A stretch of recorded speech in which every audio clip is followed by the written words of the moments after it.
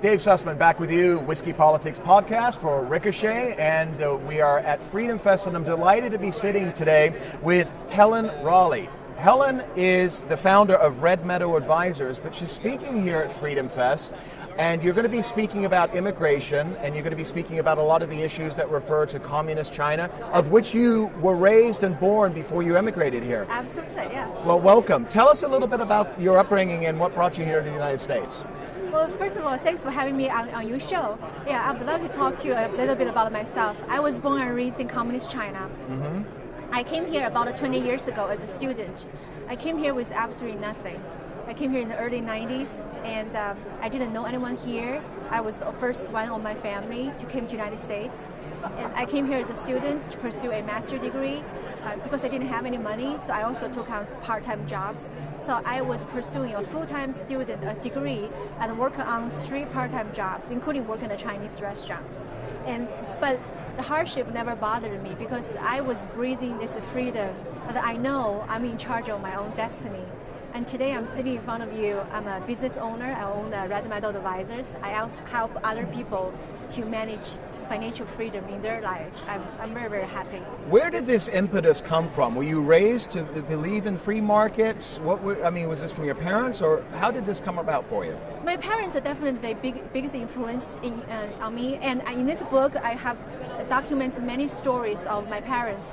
What I learned the most from my parents is this lesson that circumstances can influence your life, but they should never determine the outcome of your life. The things determine the outcome of your life is your own action and your own free will. So it's that lessons I learned from my parents that's really driven me to come here and to survive and determined to survive and succeed with less than $100 and no one.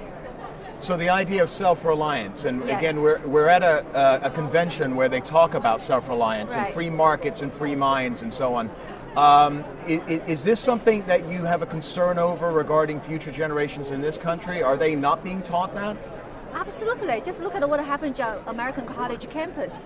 All those students protest about other people's right to free speech.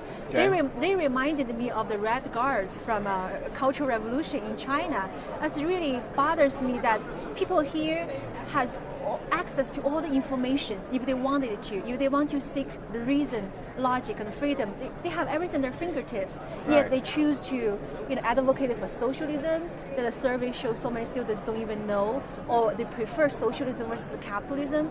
To me, it's like, why? Because if you ask anyone like me who lived through darkness, we would tell you we prefer light much better than living in the darkness. Yeah. So yeah. I actually hope students here, young people here, maybe should travel to Venezuela or something to learn, or even Cuba, to right. learn what socialism really like.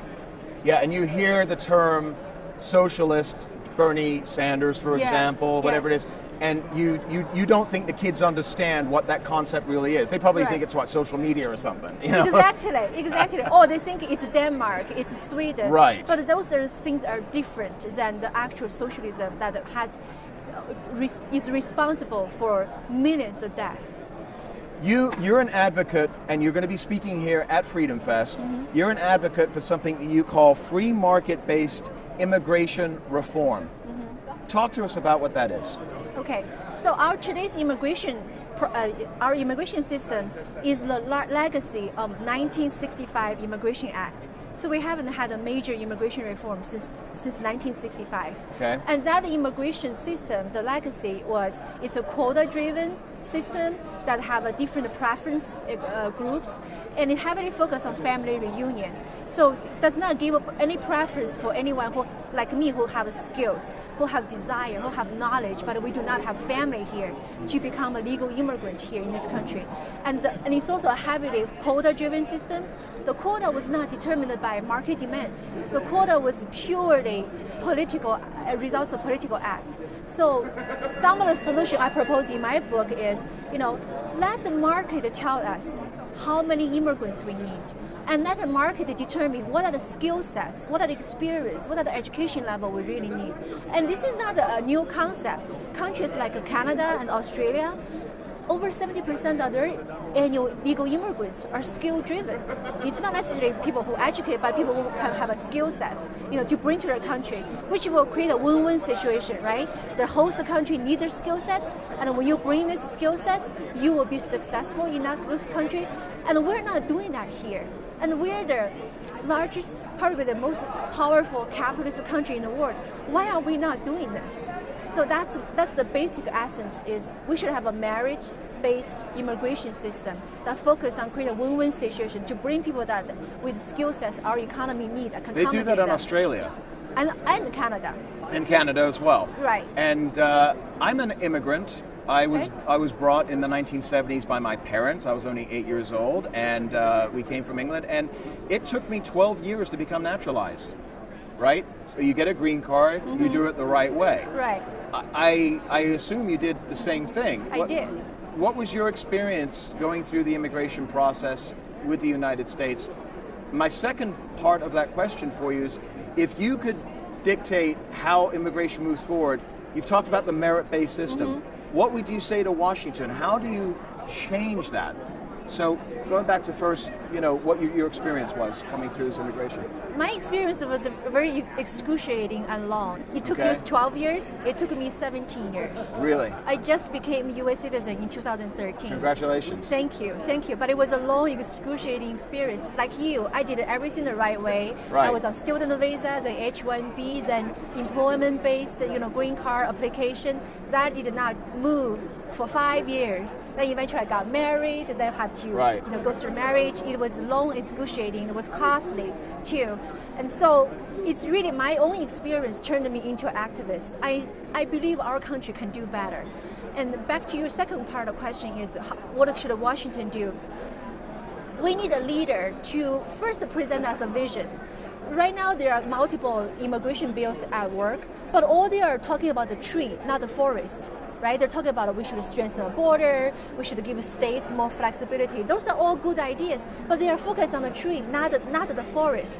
I think in order to bring our country together, especially immigration has become such a divisive issue, we need a leader to paint the forest. What's our ideal vision? What our immigration ideally should look like. So in my book, before I even give any proposal, I talk about 5 things our ideal immigration should look like. First, it should be based on our country's founding principle, which to me means self-reliance. Everybody's created equal, so we should not have preference to family versus somebody who has skill sets. And it should be a very simple system. Our immigration system is so complex. A federal judge once joked that our immigration law is more complex than tax code. You know that's not a compliment, right? So we need to simplify it. A simplified law is easier for people to follow too. So you will reduce the incentive to break the law if you have a simplified law for people to follow. And then definitely merit-based. People who have skills should have an easier time to come here. And that will disincentivize people who cross border illegally, do all those other law-breaking things. So that's really my idea. I think we need a leader to communicate those ideas, the vision first laid out there. Does that leader, does that appetite, does that courage that you are talking about is necessary, does it exist right now in Washington? Well, not quite. Okay. Well, I just talked to somebody about President Trump. Obviously, immigration was his major platform, and I learned from it last year. One of my biggest lessons is that you have to separate the man's policy from his rhetoric. Right. Because if you actually look at what's he written on the paper, the policy, it's much better reflection on the direction I like to see it's going than his rhetoric. Because his rhetoric, he still talk about the city wall, and that's just turn at least half the country off. Nobody even want to think about his policy. But if you actually look at his policy, especially when I go back to his Arizona speech on immigration, when he was a candidate, he gave a 10 points outline. I can agree at least half of them. And he was the first major candidate back then openly, for the first time, talk about merit-based immigration reform. Nobody else talk about that.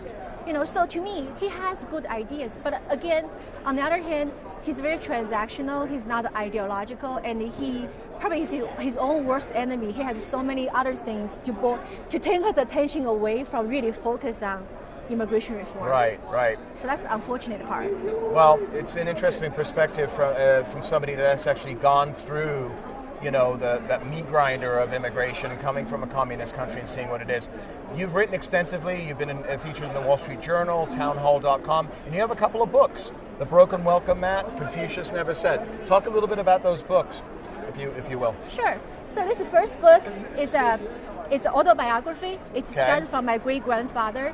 So first half of the book, started from my great-grandfather. It's about the 4 generations of my family's story. How it's really giving people from a very personal perspective what the life was like under socialism. Right. When government control every aspect of your life. And the second half of the book is more about the triumphs, about my own immigration experience. How do I, find the liberty and, became a proud American citizen here in this country. So I hope this book will give anybody who has illusion about socialism a real life, lessons to say, you know what, this is not about lecture, not about theory. This is 4 generations of one family's actual lives. So before you romanticize about socialism, you should read this book. Okay. Right? And this book was after I became a U.S. citizen. My own experience turned me into an activist.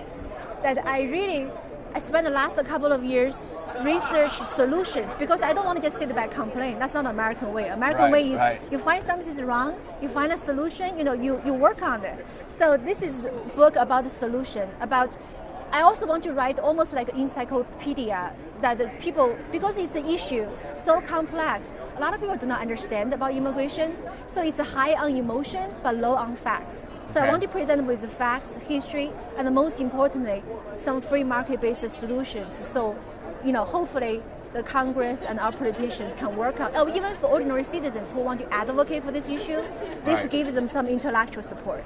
Excellent. And both of these books could be found on Amazon? Amazon.com. Amazon.com. Yeah. And you could be found, where will people find you? They can find me on Helen Raleigh Speaks, and also the Federalist, the Town Halls. Okay, Helen Raleigh Speaks at what? HelenRaleighSpeaks.com. Okay. Yeah. All right. Very good. Or on Twitter, H. Raleigh Speaks. H. Raleigh Speaks on Twitter. Greatly appreciate you taking the time. Looking forward to getting into these books as well and hearing your perspective. It's an important issue. It's been politicized. The wall and all of these other issues becomes emotional for people. But I think coming from your perspective, coming from a socialist and a communist background, showing people exactly what, free markets and obviously capitalistic societies like the United States are, is a good lesson. So thank you for joining us. Appreciate it. Thank you for having me. And thank you for joining us. We'll be back again here quickly from Freedom Fest. You can find us at whiskeypolitics.net, at ricochet.com, and of course you can download more of our episodes at iTunes, Stitcher, and Google Play. We'll be back again here soon from Freedom Fest. I'm Dave Sussman. Special thanks to Helen Raleigh. Thank you, Dave. Thank you. Thank you. Thank you.